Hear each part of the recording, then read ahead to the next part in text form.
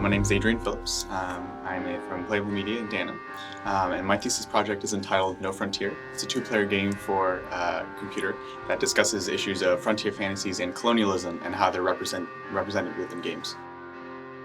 Yeah, the big question was, how are these fictions showing up within our media, within games specifically? How are they represented, and why are they perpetuated throughout these different media?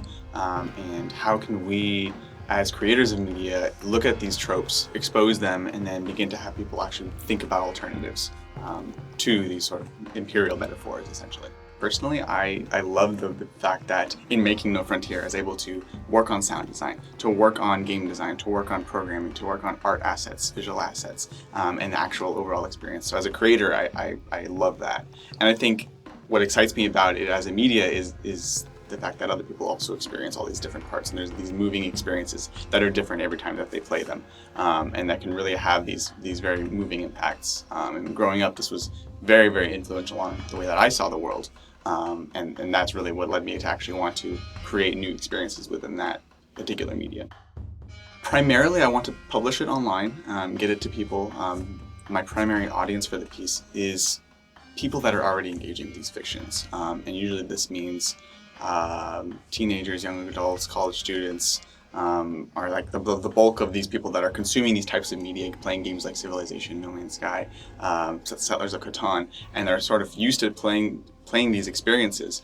And so I think I need to be able to get it out to them. So getting it on major publishing platforms such as Steam or itch.io becomes important.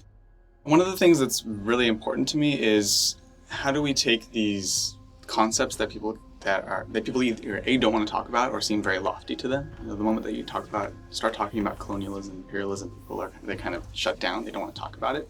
And how can we take these topics and these things that we engage with in the traditional sort of fine arts context and actually bring those to a wider audience, bring those to people who wouldn't be experiencing them normally.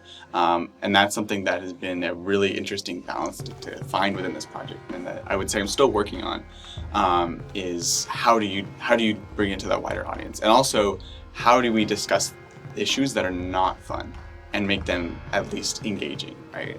I'm not in the camp that, games need to be fun, but I do think that it's really useful to have something that's a piece of media that people want to pick up and they want to engage with. And to a large extent, that's what the games industry has done, right? We have all these games about warfare and killing people, and somehow they've made that a multi-billion-dollar industry where people are buying it up. And so why can't we do that? It's the exact same thing with other types of messages, other things. And I think that is on the rise, but that's something that I really am interested in looking at moving forwards.